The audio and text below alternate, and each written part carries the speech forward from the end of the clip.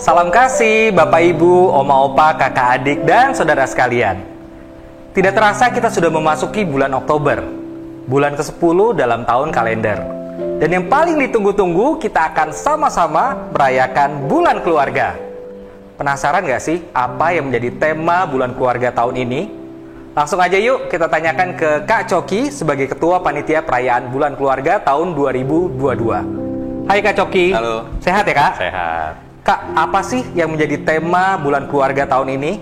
Oke, di bulan Oktober tahun ini kita akan bersama-sama merayakan bulan keluarga dengan tuntunan Virtu Belas Kasihan. Tema yang dipilih adalah Inside Out. Dengan tema ini kita akan diajak untuk menjadi keluarga yang tidak hanya merasakan kebaikan Allah dan menikmatinya di dalam keluarga kita saja atau inside, tapi kita juga menjadi keluarga yang terpanggil untuk keluar, jadi itu out, dan menjadi berkat. Wah, menarik sekali ya Kak. Berarti kita tidak hanya fokus di dalam keluarga kita, tetapi kita juga perlu membagikannya keluar atau ke lingkungan kita ya Kak. Betul.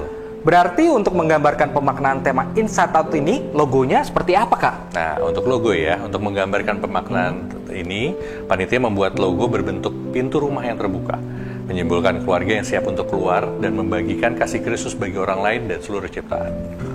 Wah, kalau begitu boleh dong kasih bocoran sedikit tema per minggunya selama bulan Oktober ini Kak? Boleh. Di minggu pertama kita akan bicara tentang kasih sebagai dasar dari segala sesuatu. Masih ingat nggak ketika Yesus menyembuhkan orang sakit di hari Sabat? Tindakan Yesus itu berisiko loh. Tapi ia siap dengan segala risiko dan menunjukkan kasih sebagai hal yang utama. Kita diajak untuk meneladani Yesus. Jadi minggu pertama kita belajar tentang kasih sebagai dasar dari segala sesuatu ya Kak? Ya, betul. Jadi sesuai dengan temanya kita in dulu atau dimulai dari dalam terlebih dahulu. Oke, kalau untuk minggu kedua seperti apa Kak? Nah, di minggu kedua juga menarik nih. Kita sering berpikir untung rugi kalau menolong orang lain. Kalian ingat dong kisah orang lumpuh yang dibopong temannya untuk menemui Yesus. Coba deh, apa untungnya buat keempat orang itu? Nggak ada kan? Tapi mereka mau melakukannya. Jadi agar si lumpuh bisa berjumpa dengan Kristus. Kita mau keluarga kita bisa hadir bagi sesama tanpa pertama-tama memikirkan untung atau rugi. Jadi kalau minggu kedua kita sudah mulai out nih Kak ya. Maksudnya kita sudah membagikan kasih kita ke sesama kita. Semakin menarik.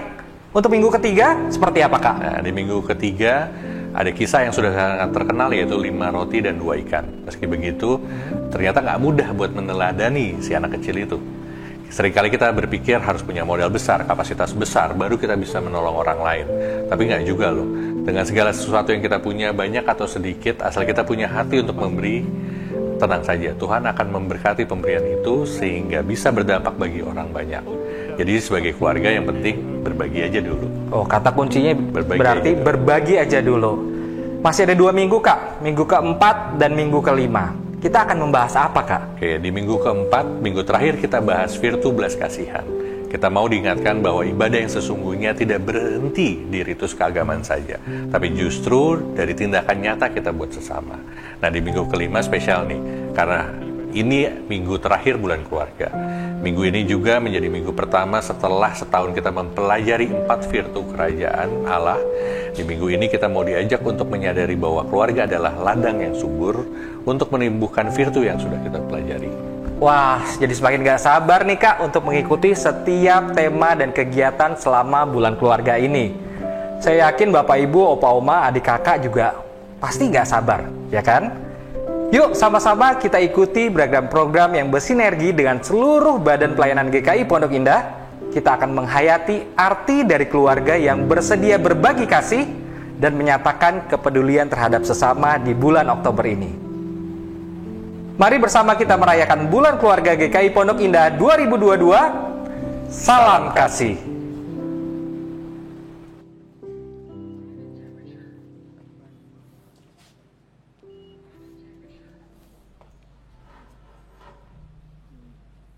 Jemaat yang dikasihi Tuhan Yesus Kristus, selamat pagi.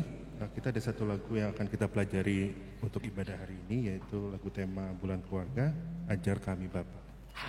Selamat beribadah.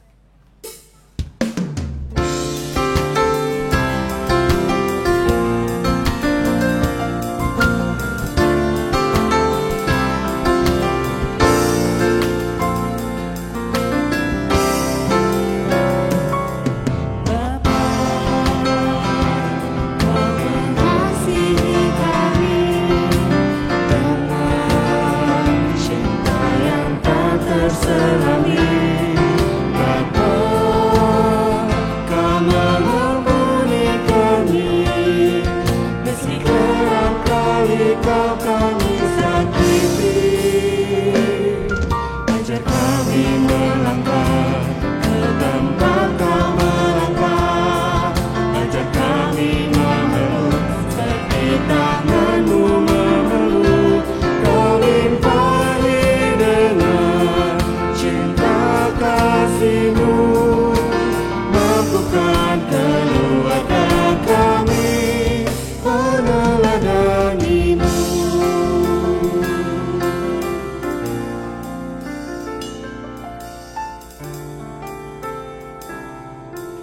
kita coba sekali lagi.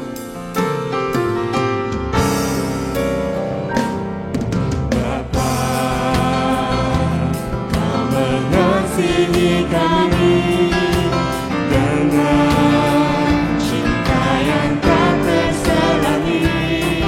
Bapa, Kau mengampuni kami meski kerap kali Kau mensakiti.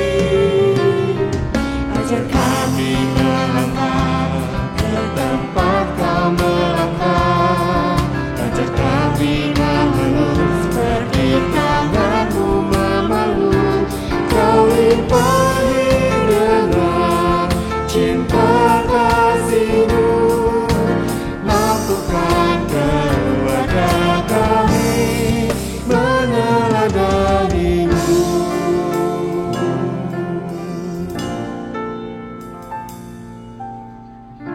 Terima kasih dan selamat beribadah.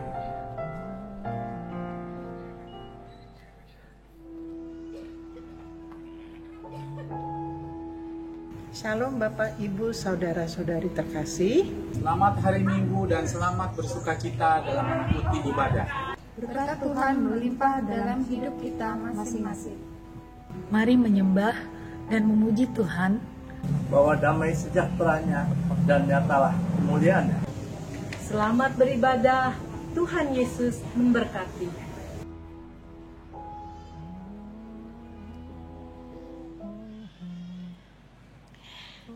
Bapak, Ibu, Saudara, selamat pagi semuanya. Salam kasih persekutuan di dalam Kristus. Puji syukur kepada Allah yang terus memelihara kehidupan kita. Ibadah Minggu hari ini, tanggal 2 Oktober 2022, akan dilayani oleh Pendeta Alexardo Cesario di GKI Pondok Indah pada pukul 6.30 dan pukul 9.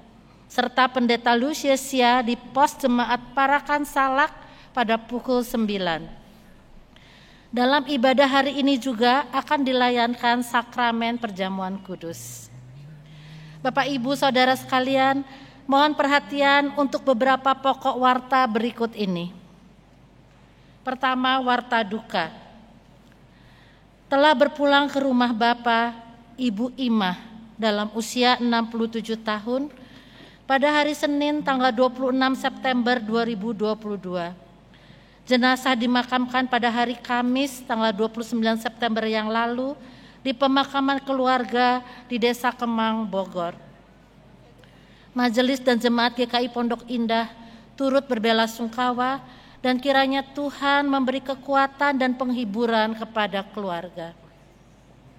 Kedua, pelayanan sakramen baptis anak.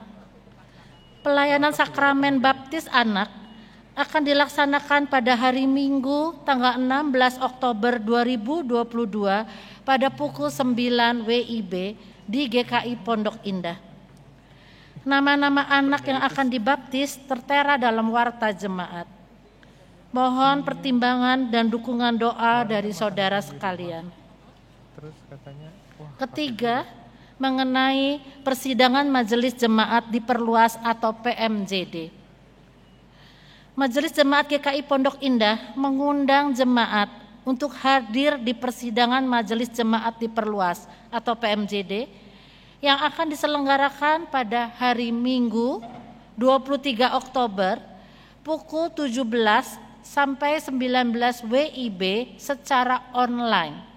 Saya ulangi, Majelis Jemaat mengundang seluruh jemaat untuk hadir pada hari Minggu 23 Oktober pukul 17 sampai dengan 19 WIB secara online. Persidangan ini dapat diikuti oleh anggota CD Jemaat GKI Pondok Indah dengan cara mendaftarkan diri terlebih dahulu ke WhatsApp atau email GKI Pondok Indah yang tertera pada layar monitor atau dalam warta jemaat. Link untuk memperoleh materi persidangan berupa buku kehidupan jemaat 2021 dan 2022 serta link Zoom akan dikirimkan menjelang penyelenggaraan persidangan Majelis Jemaat Diperluas ini. peserta yang telah membaca materi persidangan dan ingin mengajukan pertanyaan dapat melakukan dengan cara yang sama saat mendaftar. Keempat, panitia bulan keluarga. Di bulan Oktober ini, GKI Pondok Indah dan Pos Jemaat Parakan Salak merayakan bulan keluarga. Mari Bapak Ibu sekalian, kita dengarkan penjelasan panitia bulan keluarga berikut ini.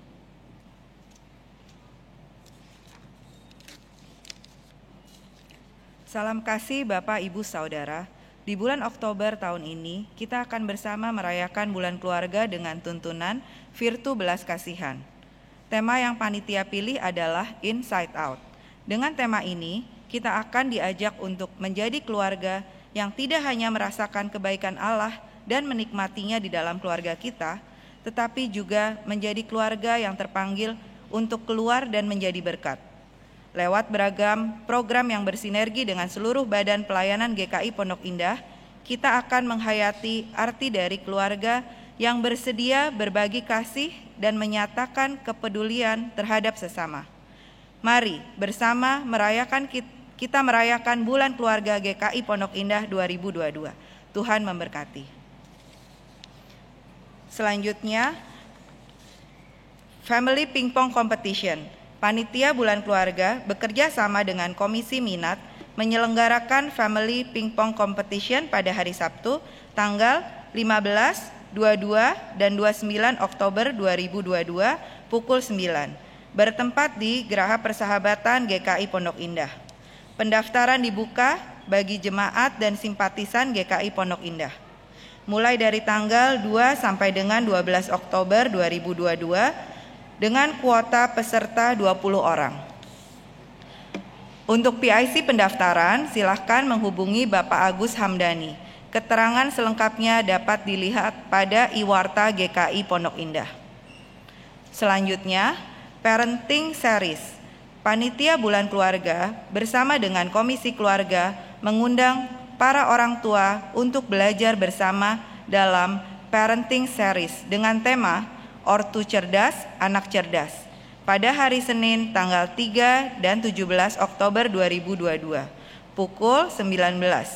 Silahkan mendaftarkan melalui link yang tertera pada layar monitor atau Iwarta GKI Pondok Indah. Demikian warta di minggu ini. Kami mengharapkan keterlibatan Bapak, Ibu, dan Saudara sekalian dalam pelayanan yang telah diagendakan. Kiranya pelayanan ini menjadi cara kita bertumbuh bersama di dalam Kristus. Warta selengkapnya dapat dibaca dalam Iwarta melalui media sosial GKI Pondok Indah. Mari Bapak, Ibu, Saudara sekalian, kita menyiapkan hati untuk ibadah saat ini.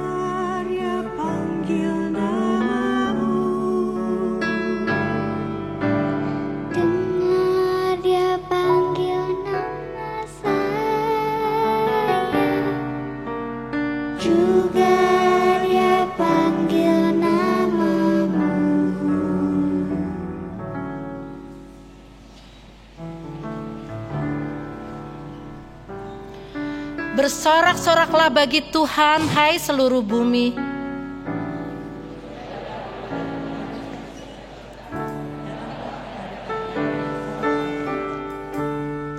Ketahuilah bahwa Tuhanlah Allah. Dialah yang menjadikan kita dan punya dialah kita umatnya dan kawanan domba gembalaannya.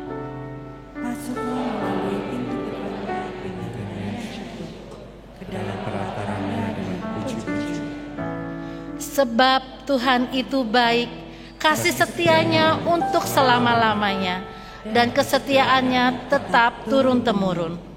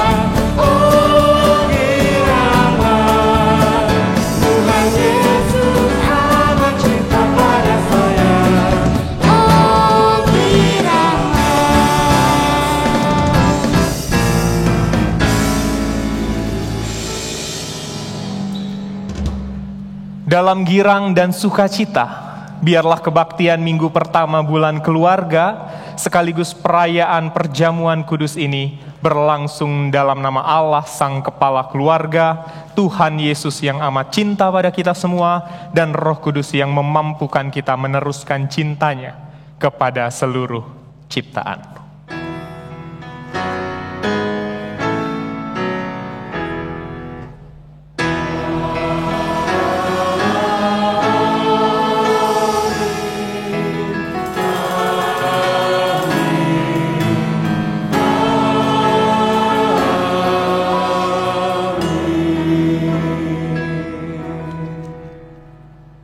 Kasih Allah beserta saudara.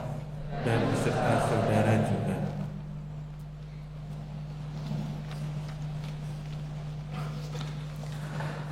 Bapak Ibu Saudara, hari ini sebagai bagian dari persekutuan umat dan gereja, kita mulai merayakan bulan keluarga.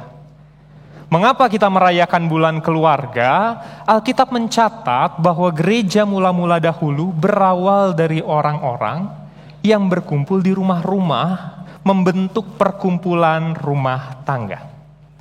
Rumah yang bukan hanya tempat berkumpul, tetapi tempat keluarga bersekutu dan belajar. Tema bulan keluarga tahun ini adalah keluarga yang inside out. Keluarga yang terus belajar untuk saling berbagi kasih, saling terbuka, saling mempercayai, dan saling menguatkan di dalam Tuhan. Dan keluarga ini juga mau diutus untuk keluar rumah oleh Tuhan, menjadi garam dan terang dunia. Hari ini juga kita akan merayakan perjamuan kudus. suatu perayaan dan peringatan akan kasih Allah yang tidak pernah berhenti tercurah atas diri kita dan keluarga. Mari sebagai anggota keluarga kerajaan Allah, kita menyambut peristiwa ini dengan penuh syukur. Dan biarlah seperti Yosua yang bertekad, akan tetapi aku dan seisi rumahku akan melayani Tuhan. Kita pun mau merasakan kelimpahan kasih Allah dan terus membagikannya keluar dari rumah kita.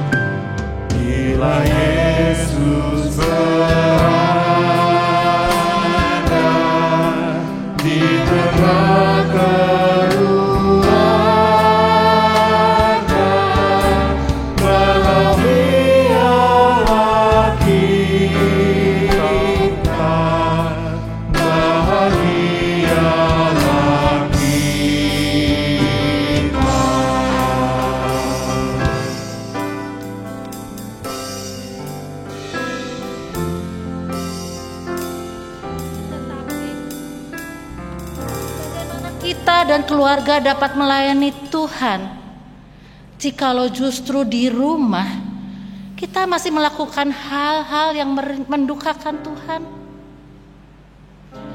Mari Bapak, Ibu, Saudara, kakak, adik yang dikasihi Tuhan, kita berdoa merefleksikan dan mengakui dosa-dosa kita di hadapan Allah. Tuhan, di tengah-tengah kehidupan kami sebagai anggota keluarga, kami seringkali terjebak dalam rutinitas belaka, sehingga lupa untuk saling menyatakan kasih di antara kami, lupa untuk saling menghargai, lupa untuk bertutur kata baik, lupa untuk saling mendoakan dan saling menyahabati dengan tulus. Terlebih untuk anak-anak, kami lupa bahwa alih-alih mereka melihat dan meneladani bagaimana kami saling menyatakan kasih Tuhan di rumah, hanya arahan-arahan rutin saja yang anak-anak dapatkan dari kami. Kami tak menghidupi belas kasih-Mu dalam keluarga kami, ya Tuhan. Ya Tuhan, aku mau mengakui dosaku. Dengan keterbatasan pengertianku, seringkali aku menyalahpahami orang tua, adik, kakak, dan seisi rumahku. kepada mereka yang justru hidup sehari-hari dan terdekat denganku, aku justru sering menyakiti hati mereka. Sering aku hanya peduli kepada kepentingan diri sendiri, tak mau mendengar atau mengerti keadaan atau kesulitan orang tua. Jika untuk orang-orang yang menyayangi, aku bersikap seperti itu, bagaimana aku bisa berbelas kasihan kepada orang lain? Ya Allah Maha Pemurah, dengarkanlah setiap pengakuan kami yang kami nyatakan dengan penuh penyesalan. Di dalam Kristus kami memohon. Amin.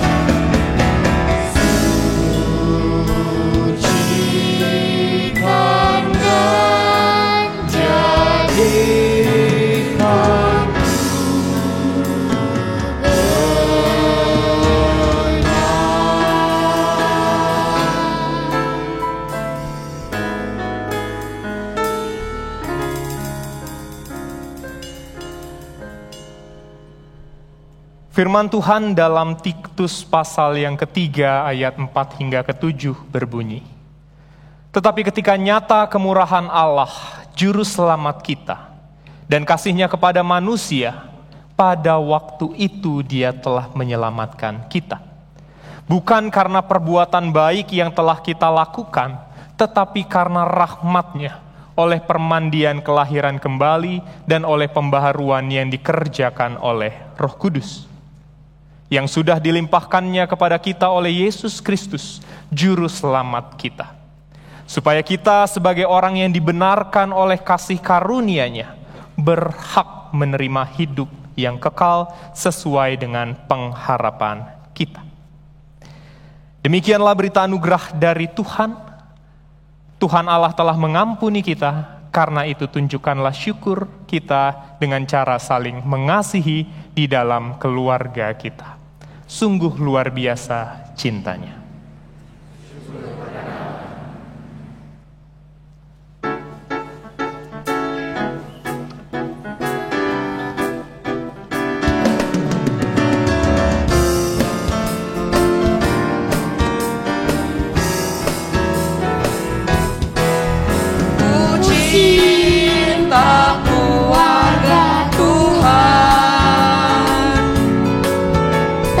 Terjadi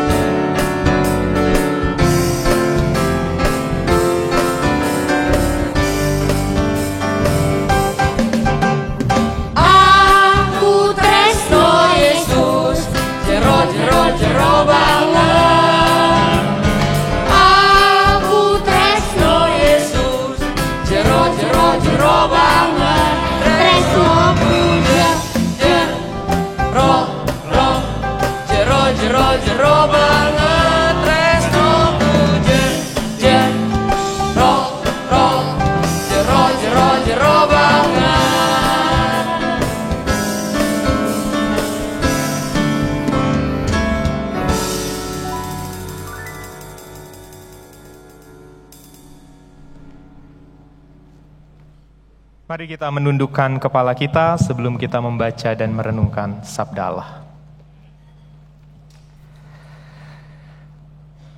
Ya Allah, kami mencintai Engkau. Kami yang telah berdosa dan cemar ini Engkau sucikan dan jadikan benar. Kami yang tak layak ini Engkau layakkan dan Engkau kuduskan. Engkau menyatakan kemurahan hati-Mu. Melalui Roh-Mu yang kudus Engkau membaharui kami. Melalui anak tunggal-Mu Yesus Kristus Kau limpahi kami dengan kasih-Mu. Bahkan dosa dan salah kami Engkau balas dengan hak untuk menerima hidup yang kekal. Ya Allah, dengan tertunduk malu kami mensyukuri anugerah pengampunan-Mu. Dan kini ya Allah, izinkanlah kami untuk membaca dan memaknai sabda-Mu. Biarlah terang Injil-Mu menuntun dan menerangi langkah kami. Utuslah Roh-Mu yang kudus untuk berdiam di hati dan pikiran kami. Maka bersabdalah ya Allah, kami sungguh siap untuk mendengarkannya. Di dalam dan melalui perantaraan Putra-Mu, Yesus Kristus, kami berdoa. Amin.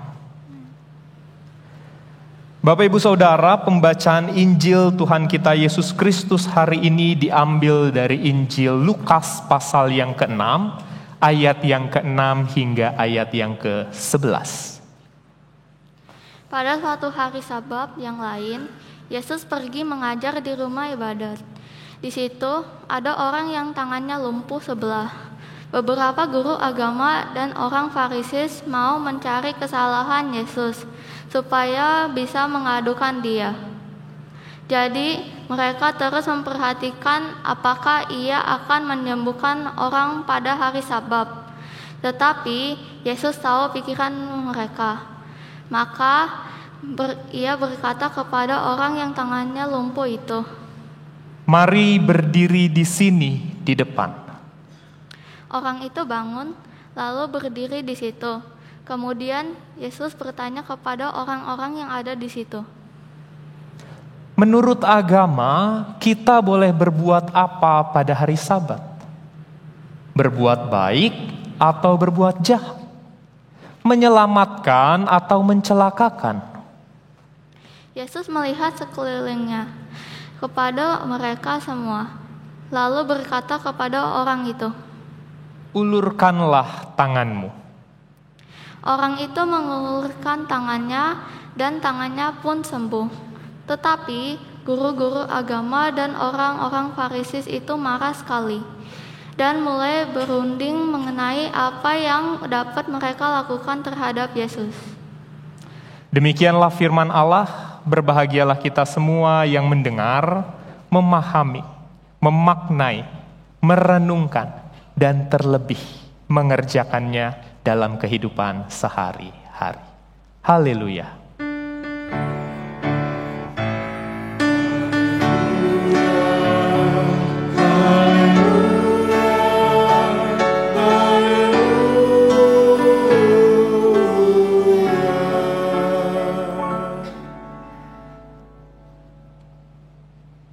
Selamat pagi Bapak Ibu Saudara. Hari ini adalah minggu pertama dari rangkaian bulan keluarga. Seperti yang tadi sempat disampaikan di awal bahwa tema bulan keluarga kita tahun ini adalah Inside Out. Keluarga tidak hanya menikmati berkat Tuhan, tetapi juga dipanggil untuk menjadi berkat keluar. Nah, di awal minggu ini kita diajak untuk merenungkan sebuah kisah dalam Alkitab, kisah penyembuhan mujizat yang Yesus lakukan di hari Sabat, di bawah terang tema keluarga yang dilandasi oleh kasih. Nah, Bapak Ibu Saudara, saya ingin bertanya, baikkah kita ketika kita punya prinsip dalam hidup yang kita pegang dan kita perjuangkan? Punya prinsip hidup baik atau tidak, Bapak Ibu Saudara? Baik. Sedari kecil kita mungkin diajarkan untuk punya prinsip dalam hidup. Kamu kalau sudah besar nanti harus punya prinsip, berpegang pada prinsip. Tapi yang menjadi persoalan adalah tidak semua prinsip itu baik.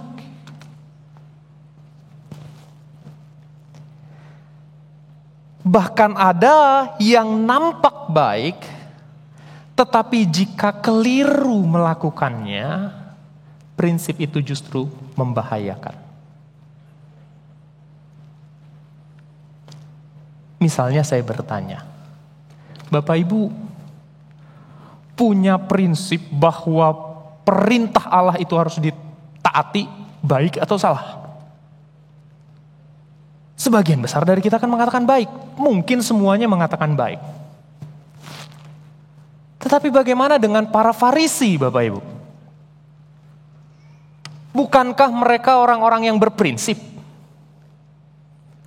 Prinsip mereka adalah setiap hukum Taurat, titik komanya harus ditaati. Itu prinsip mereka. Mereka pegang teguh.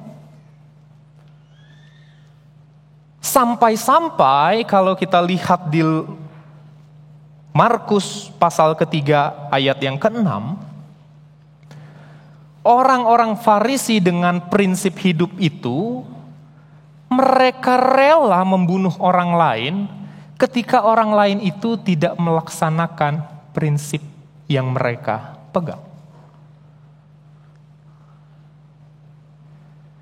Berprinsip itu baik, tetapi yang jadi pertanyaan adalah prinsip apa yang kita pegang? Baik tidaknya sebuah prinsip yang kita pegang dilihat dari dampak yang dihasilkan oleh prinsip itu. Yesus dalam proses penyembuhan, mujizat yang ia lakukan di hari Sabat, memiliki prinsip yang berbeda dari orang Farisi. Kita lihat sama-sama satu persatu. Kita lihat dulu orang-orang Farisi ini, Bapak Ibu. Orang-orang Farisi ini punya prinsip bahwa hukum Taurat itu kan harus ditaati. Kenapa? Karena bagi orang Yahudi, Taurat adalah hukum yang Allah sampaikan kepada mereka lewat Musa di Gunung Sinai. Hal ini membuat orang Yahudi menjadi masyarakat yang berlandas pada Taurat. Buat mereka, seorang profesor perjanjian baru dari Amerika bernama Merrill Tenney mengatakan bahwa buat orang-orang Yahudi, Taurat ini bukan sekedar budaya nasional orang Yahudi yang harus dihormati, tetapi juga sebagai suara Tuhan sendiri, penghayatan orang Yahudi. Karena seperti itu, maka seluruh yang tertulis di dalamnya harus ditaati tanpa ada pengecualian.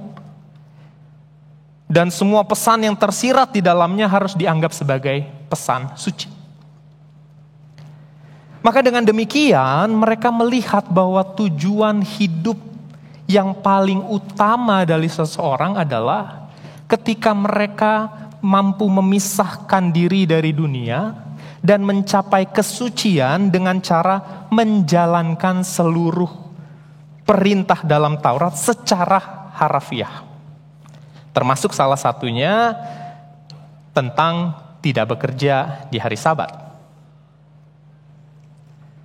Inilah Bapak Ibu Saudara yang menjadi landasan yang membuat Farisi ini begitu membenci Yesus ketika ia menyembuhkan pada hari Sabat.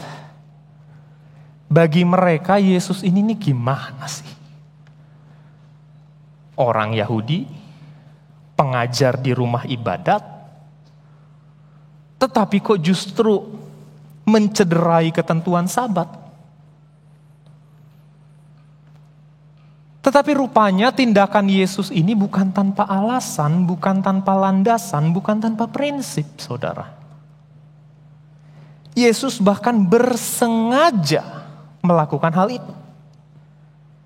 Dia melakukannya atas dasar kasih yang sedang ia ajarkan. Kalau Bapak Ibu perhatikan Alkitab kita dari Lukas pasal yang ke-6 tadi, Yesus tidak hanya sekali melakukan mujizat penyembuhan di hari Sabat.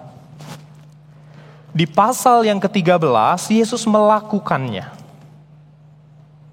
Di pasal yang ke-14, Yesus melakukannya lagi, penyembuhan di hari Sabat. Sebetulnya Bapak Ibu, Yesus tuh bisa aja melakukannya di hari lain. Bisa aja ia menunggu sampai besok. Tetapi agenda Yesus bukan saja soal menyembuhkan. Agenda Yesus yang terbesar adalah mengoreksi pemahaman dan landasan para Farisi yang keliru tentang hukum Taurat. Kalau kita lihat kisahnya ya Bapak Ibu, umumnya kan kisah ketika Yesus melakukan mujizat penyembuhan, orang itu meminta kepada Yesus untuk disembuhkan. Ada yang ngejar, ada yang manggil dari jauh, ada yang memohon diusir para murid. Tapi di kisah ini, orang yang lumpuh itu tidak meminta untuk disembuhkan. Yesus lagi di rumah ibadat, lagi ngajar, di antara umat ada yang lumpuh tangan kanannya. Orang lumpuh ini gak minta disembuhkan. Kenapa? Karena dia tahu gak mungkin saya mendapatkan kesembuhan, mujizat di hari Sabat. Tidak ada kesempatan bagi orang sakit untuk meminta kesembuhan kepada Yesus pada hari Sabat. Tapi semua ini berawal dari inisiatif Yesus. Dia melihat pergumulan, dia melihat penderitaan, dia mengambil kesempatan untuk melakukan sesuatu. Bapak Ibu, kita bayangkan deh, jadi orang sakit ini. Siapa sih orang sakit yang gak mau sembuh? Semua orang sakit mau sembuh. Ketika sehat kita punya banyak impian, banyak harapan, tetapi ketika kita sakit, hanya satu harapan kita, sembuh. Orang ini, yang sakit ini, dia bukan saja sakit secara fisik, tapi juga sakit secara sosial. Buat orang-orang banyak, dia ini orang terkutuk, orang berdosa, orang yang melanggar hukum Taurat, orang yang tidak berkenan di hadapan Allah, sehingga dibuat menjadi sakit seperti itu. Saat itu dia ketemu Yesus. Dia pengen sembuh. Dia mungkin dengar kalau Yesus itu melakukan kesembuhan, melakukan mujizat. Sebelumnya Yesus mungkin dia pernah dengar Yesus itu menyembuhkan ibunya Simon Petrus. Ia mungkin pernah dengar Yesus itu membuat mujizat hingga kapalnya Simon Petrus itu penuh oleh ikan setelah semalaman mereka mancing gak ada hasil. Dia mungkin dengar Yesus itu pernah menyembuhkan orang kusta, orang lumpuh. Dan sebagai orang yang sakit dia juga pengen mendapatkan mujizat itu. Dia mau itu. Dia mengharapkan hal itu terjadi padanya. Tapi cilakanya itu hari Sabat. Bayangkan Bapak Ibu kepedihan hatinya. Seolah-olah dia pada saat berjumpa dengan Yesus itu adalah situasi tanpa harapan. Karena dia gak bisa minta. Karena aturan keagamaan melarang dia. Melarang Yesus juga. Tetapi apa yang Yesus lakukan menyatakan bahwa there is hope for hopeless situation. Ada harapan bahkan dalam situasi yang tanpa harapan. Kenapa Yesus melakukan itu? Bagi Yesus, tidak ada hari yang buruk untuk melakukan sesuatu yang baik. Saya ulangi. Bagi Yesus, tidak ada hari yang buruk untuk melakukan sesuatu yang baik. Kalau kita perhatikan, Yesus itu bukan sekedar menyembuhkan, Bapak Ibu Saudara. Yesus melakukan lebih dari kesembuhan fisik. Yesus membebaskan.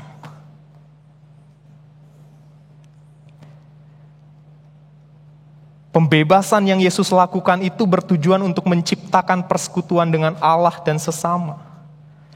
Dia menunjukkan keberpihakannya pada orang yang tertindas, orang yang terbelenggu. Yesus adalah pembebas yang menjadikan kasih sebagai landasannya. Tindakan Yesus di hari Sabat itu bukan sekedar tindakan penyembuhan, tetapi tindakan pembebasan. Sabat dan pembebasan, dua hal yang tidak bisa dilepaskan, Bapak Ibu. Gak bisa dipisahkan kedua hal ini. Kenapa demikian? Saya jelaskan sedikit. Ketika kita melihat kisah bangsa Israel, identik dengan perbudakan. Betul? Kita akan menemukan bahwa berulang kali hal itu mereka alami. Dan semua karena kesalahan mereka sendiri. Tapi di saat yang sama, Allah berkali-kali membebaskan mereka. Ya, pada dasarnya orang Israel itu orang-orang yang diperbudak namun menerima kasih karunia dibebaskan. Nah, selama masa perbudakan, orang Israel ini selalu meminta pembebasan dari Tuhan. Dan Tuhan dengan kasih pengampunannya membebaskan Israel dari perbudakan lewat Musa. Setelah dibebaskan, orang Israel juga menerima kasih karunia Allah lewat kehidupan di padang belantara. Maka lihatlah Keluaran 20 ayat 10, Bapak Ibu Saudara. Tuhan memberikan mereka Sabat. Tuhan memberikan mereka Sabat sebagai apa? Sebagai hari istirahat bagi mereka yang sebelumnya tidak pernah merasakannya ketika mereka di dalam perbudakan. Sabat adalah hari pemberian Tuhan yang mengingatkan mereka akan pembebasan. Maka dua hal yang dirasakan orang Israel setelah dibebaskan Tuhan. Pertama, Sabat menjadi hari kemerdekaan dari perbudakan dan dosa. Kedua, Sabat menjadi hari untuk bersukaria, mengapresiasi, mengingat kembali karya Allah, karya pembebasan. Maka Sabat dan pembebasan adalah dua hal yang gak bisa dipisahkan. Tapi sayangnya dimensi pembebasan dan penebusan dalam Sabat ini tidak dihidupi oleh orang-orang Farisi. Ini yang keliru bagi Yesus. Inilah yang Yesus perjuangkan, inilah yang Yesus tegakkan. Bukankah Sabat adalah momen apresiasi kita pada karya pembebasan Allah?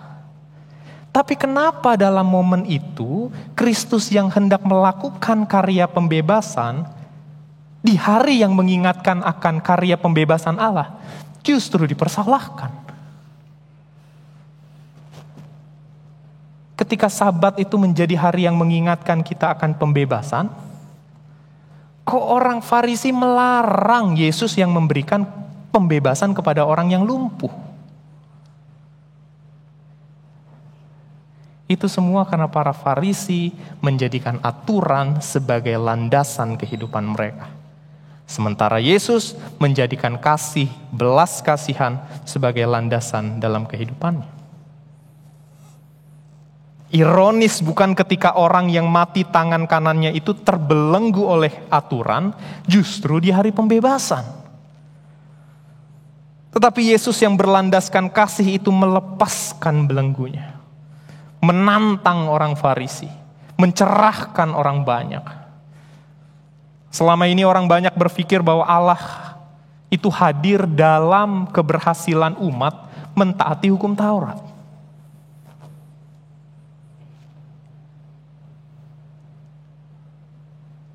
Pemikiran macam itu membuat orang merasa bahwa Allah itu jauh. Dia nggak hadir dalam pergumulan manusia. Dia nggak peduli dengan penderitaan manusia. Dia ada di luar sana, dia ada di atas sana.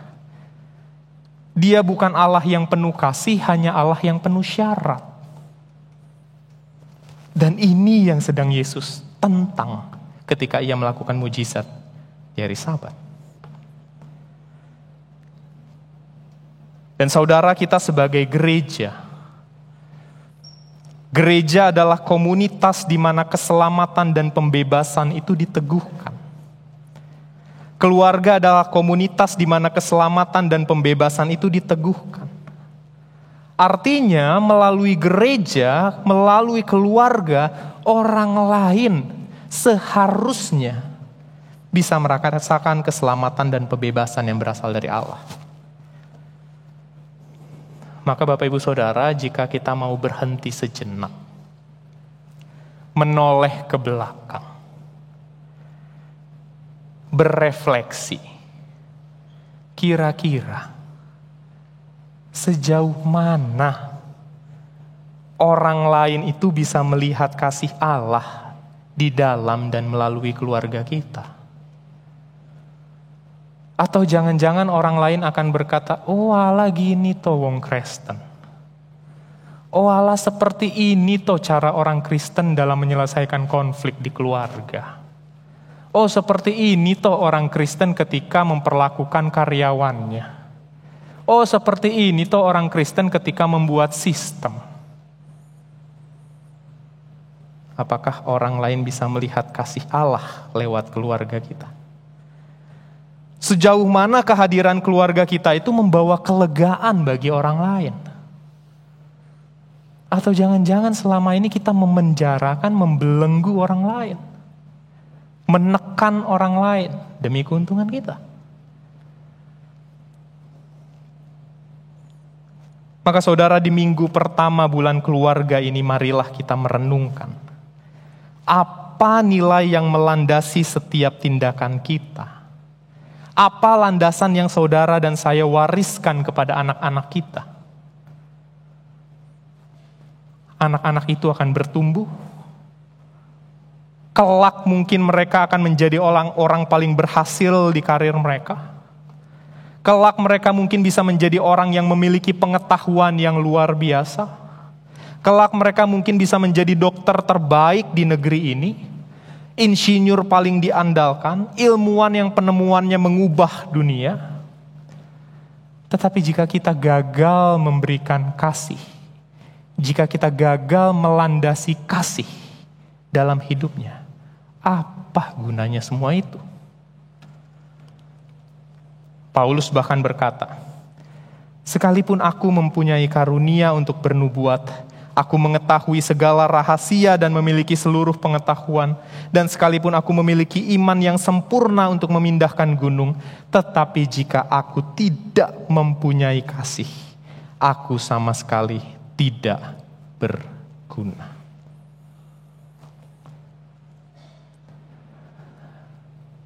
Maka saudara, jadikanlah kasih sebagai landasan dalam setiap tindakan dan keputusan kita. Allah telah begitu mengasihi kita, keluarga kita, orang-orang di sekeliling kita. Dan sebagaimana Yesus di rumah ibadat hari itu, jadilah keluarga yang terus mencari kesempatan untuk menggapai tangan mereka yang membutuhkan pertolongan. Upayakanlah kebaikan terjadi di dalam dan melalui keluarga kita. Wujudkanlah keselamatan bagi orang lain dan bukan kebinasaan. Bebaskanlah mereka yang terbelenggu, bukan memenjarakan. Dan lakukanlah itu semua dengan satu landasan, yaitu kasih. Dan pada akhirnya, biarlah orang lain melihat kasih Allah di dalam dan melalui keluarga kita. Kiranya Tuhan memampukan setiap keluarga maupun pribadi yang menyambut panggilannya untuk mengasihi. Amin. Saat hening untuk kita semua.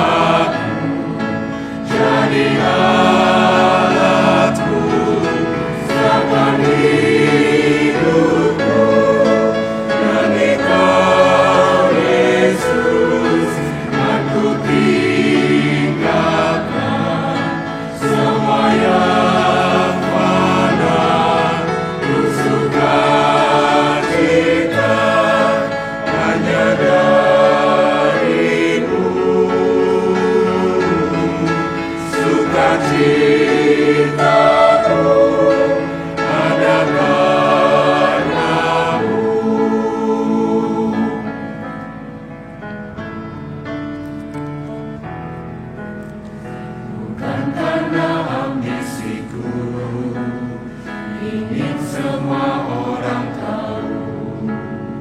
Namun inilah doaku, biar dunia mengenal namamu. Demi Kau, Yesus.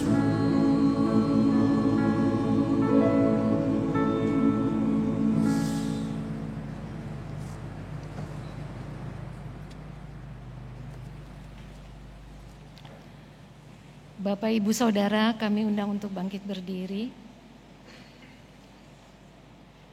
Marilah kita mengaku iman percaya kita dengan seturut iman pengakuan iman rasuli. Aku percaya kepada Allah, Bapa yang Maha Kuasa, Khalik langit dan bumi, dan kepada Yesus Kristus, anaknya yang tunggal Tuhan kita, yang dikandung dari Roh Kudus, lahir dari anak darah Maria, yang menderita sengsara di bawah pemerintahan Pontius Pilatus, disalibkan, mati dan dikuburkan, turun ke dalam kerajaan maut. Pada hari yang ketiga, bangkit pula dari antara orang mati, naik ke surga, duduk di sebelah kanan Allah, Bapa yang Maha Kuasa. Dan dari sana Ia akan datang untuk menghakimi orang yang hidup dan yang mati. Aku percaya kepada Roh Kudus, gereja yang kudus dan am, persekutuan orang kudus, pengampunan dosa, kebangkitan orang mati, dan hidup yang kekal. Amin. Silakan duduk.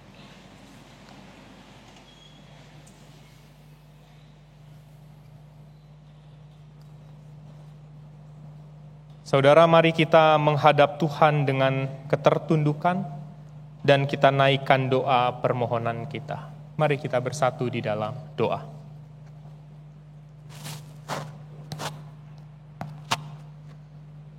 Ya Allah, melalui Putra Tunggal-Mu Yesus Kristus, kami melihat apa yang menjadi kehendak-Mu.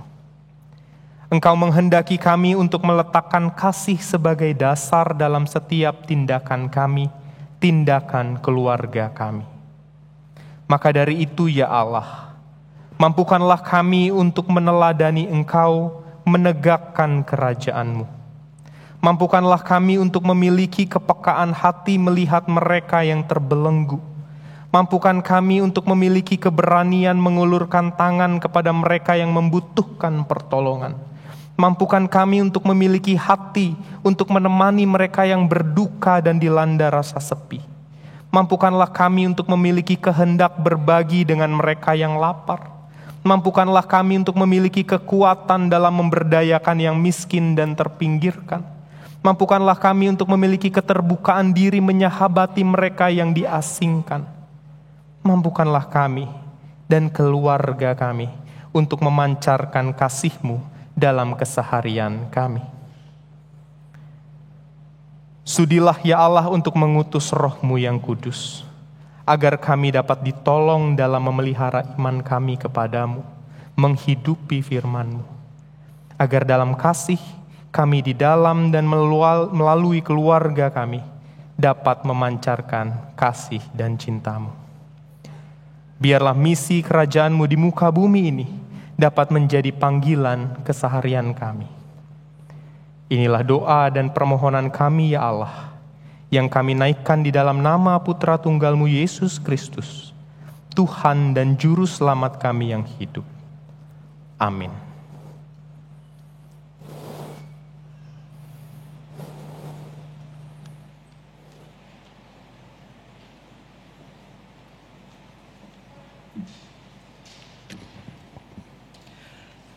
Yuk, mari kita mengucap syukur kepada Tuhan, Sang Kepala Keluarga, sumber segala cinta kasih atas anugerah-Nya untuk keluarga kita, dengan menyampaikan persembahan kita. Nah, sebagai anggota keluarga, jangan lupa juga untuk saling mengasihi dan rendah hati terhadap anggota lainnya. Hendaklah dengan rendah hati yang seorang menganggap yang lain lebih utama daripada dirinya sendiri. Dan janganlah tiap-tiap orang hanya memperhatikan kepentingannya sendiri, tetapi kepentingan orang lain juga. Umat dapat memberikan persembahan melalui scan QR code yang ditempel pada bangku dan tertera di layar monitor atau melalui transfer bank ke rekening GKI Pondok Indah.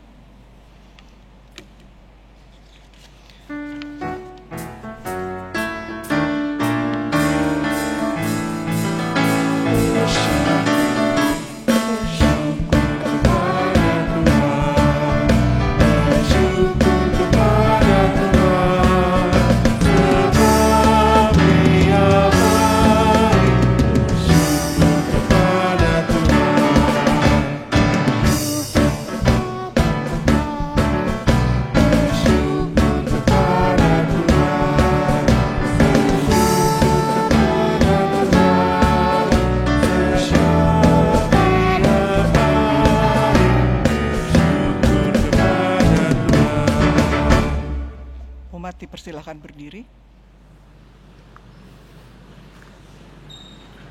Mari kita mendoakan persembahan kita. Di hadapan meja perjamuan ini, kami berdoa ya Tuhan. Hari ini kami mau bersyukur untuk keluarga dan teman-teman. Untuk kasih karunia yang tak henti, untuk makanan dan minuman. Untuk berkat yang tak terhitung, terima kasih Tuhan. Untuk hal-hal yang kecil maupun besar, ketika kami senang atau gusar seperti yang Tuhan ajar. Kami bersyukur, terima kasih Tuhan Yesus. Umat dipersilakan duduk.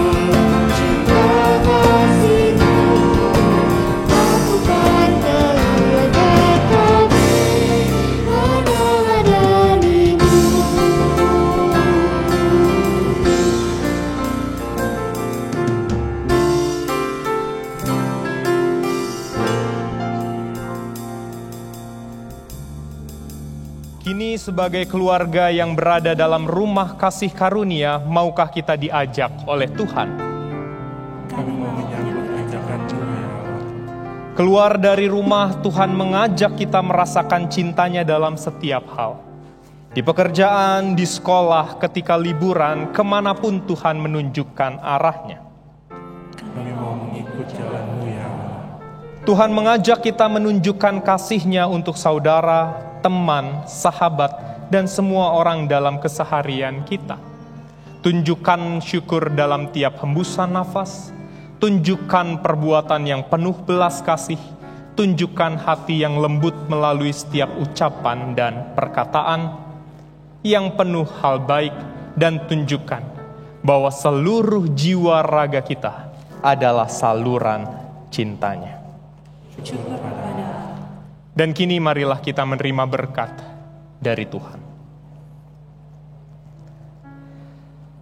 Kiranya Allah di dalam Kristus memberimu ketidaknyamanan atas jawaban yang mudah, kebenaran yang separuh, dan hubungan yang dangkal, sehingga kamu dapat menghidupi kedalaman cinta Allah.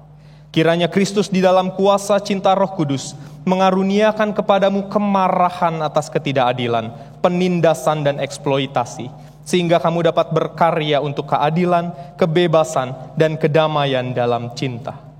Kiranya Roh Kudus Sang Penuntun menganugerahkan kepadamu air mata untuk dicurahkan bagi mereka yang menderita rasa sakit, penolakan, kelaparan, perang, sehingga kamu dapat mengulurkan tanganmu untuk menghibur mereka dan mengubah rasa sakit mereka menjadi sukacita. Dan kiranya berkat Allah Tritunggal Maha Kudus Bapa, Anak, dan Roh Kudus, yang mencipta, menebus, menguduskan, besertamu, dan semua yang kamu cintai dan doakan untuk hari ini dan selama-lamanya. Amin.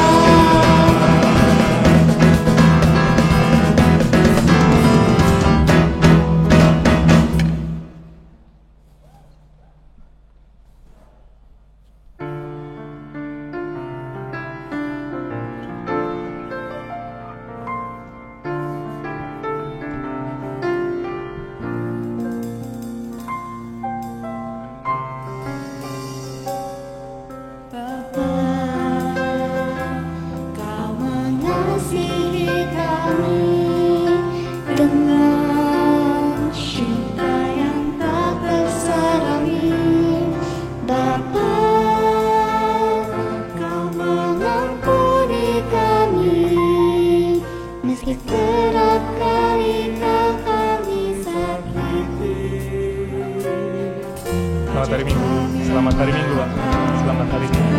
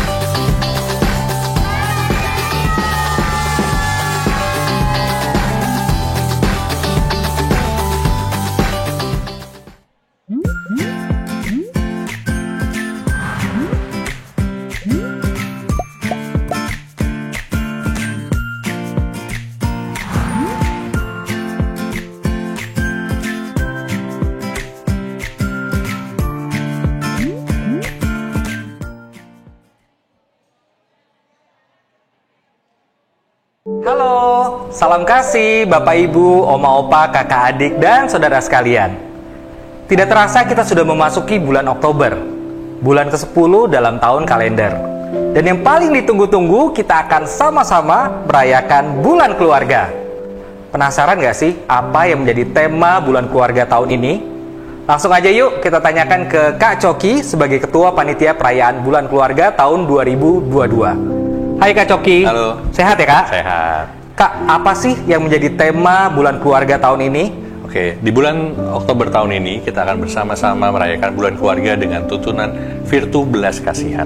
Tema yang dipilih adalah Inside Out. Dengan tema ini kita akan diajak untuk menjadi keluarga yang tidak hanya merasakan kebaikan Allah dan menikmatinya di dalam keluarga kita saja atau inside, tapi kita juga menjadi keluarga yang terpanggil untuk keluar, jadi itu out, dan menjadi berkat. Wah, menarik sekali ya Kak. Berarti kita tidak hanya fokus di dalam keluarga kita, tetapi kita juga perlu membagikannya keluar atau ke lingkungan kita ya Kak? Betul. Berarti untuk menggambarkan pemaknaan tema Inside Out ini, logonya seperti apa Kak? Nah, untuk logo ya, untuk menggambarkan pemaknaan ini, panitia membuat logo berbentuk pintu rumah yang terbuka, menyimbolkan keluarga yang siap untuk keluar dan membagikan kasih Kristus bagi orang lain dan seluruh ciptaan. Wah, kalau begitu boleh dong kasih bocoran sedikit tema per minggunya selama bulan Oktober ini Kak? Boleh. Di minggu pertama kita akan bicara tentang kasih sebagai dasar dari segala sesuatu. Masih ingat nggak ketika Yesus menyembuhkan orang sakit di hari Sabat? Tindakan Yesus itu berisiko loh. Tapi ia siap dengan segala risiko dan menunjukkan kasih sebagai hal yang utama. Kita diajak untuk meneladani Yesus. Jadi minggu pertama kita belajar tentang kasih sebagai dasar dari segala sesuatu ya Kak? Ya, betul. Jadi sesuai dengan temanya kita in dulu atau dimulai dari dalam terlebih dahulu. Oke, kalau untuk minggu kedua seperti apa Kak? Nah, di minggu kedua juga menarik nih. Kita sering berpikir untung rugi kalau menolong orang lain. Kalian ingat dong kisah orang lumpuh yang dibopong temannya untuk menemui Yesus. Coba deh, apa untungnya buat keempat orang itu? Nggak ada kan? Tapi mereka mau melakukannya. Jadi agar si lumpuh bisa berjumpa dengan Kristus. Kita mau keluarga kita bisa hadir bagi sesama tanpa pertama-tama memikirkan untung atau ruginya. Jadi kalau minggu kedua kita sudah mulai out nih Kak ya. Maksudnya kita sudah membagikan kasih kita ke sesama kita. Semakin menarik. Untuk minggu ketiga seperti apa Kak? Nah, di minggu ketiga ada kisah yang sudah sangat terkenal yaitu 5 roti dan 2 ikan. Meski begitu, ternyata nggak mudah buat meneladani si anak kecil itu. Seringkali kita berpikir harus punya modal besar, kapasitas besar, baru kita bisa menolong orang lain. Tapi nggak juga loh. Dengan segala sesuatu yang kita punya, banyak atau sedikit, asal kita punya hati untuk memberi, tenang saja, Tuhan akan memberkati pemberian itu sehingga bisa berdampak bagi orang banyak. Jadi sebagai keluarga yang penting berbagi aja dulu. Oh, kata kuncinya berarti berbagi aja dulu. Masih ada 2 minggu Kak, minggu keempat dan minggu kelima. Kita akan membahas apa Kak? Oke, di minggu keempat, minggu terakhir kita bahas Virtu Belas Kasihan. Kita mau diingatkan bahwa ibadah yang sesungguhnya tidak berhenti di ritus keagamaan saja, tapi justru dari tindakan nyata kita buat sesama. Nah, di minggu kelima spesial nih, karena ini minggu terakhir bulan keluarga. Minggu ini juga menjadi minggu pertama setelah setahun kita mempelajari 4 virtu kerajaan Allah. Di minggu ini kita mau diajak untuk menyadari bahwa keluarga adalah ladang yang subur untuk menumbuhkan virtu yang sudah kita pelajari. Wah, jadi semakin gak sabar nih Kak untuk mengikuti setiap tema dan kegiatan selama bulan keluarga ini. Saya yakin Bapak Ibu, Opa Oma, adik kakak juga pasti gak sabar, ya kan? Yuk sama-sama kita ikuti beragam program yang bersinergi dengan seluruh Badan Pelayanan GKI Pondok Indah. Kita akan menghayati arti dari keluarga yang bersedia berbagi kasih dan menyatakan kepedulian terhadap sesama di bulan Oktober ini. Mari bersama kita merayakan bulan keluarga GKI Pondok Indah 2022. Salam kasih.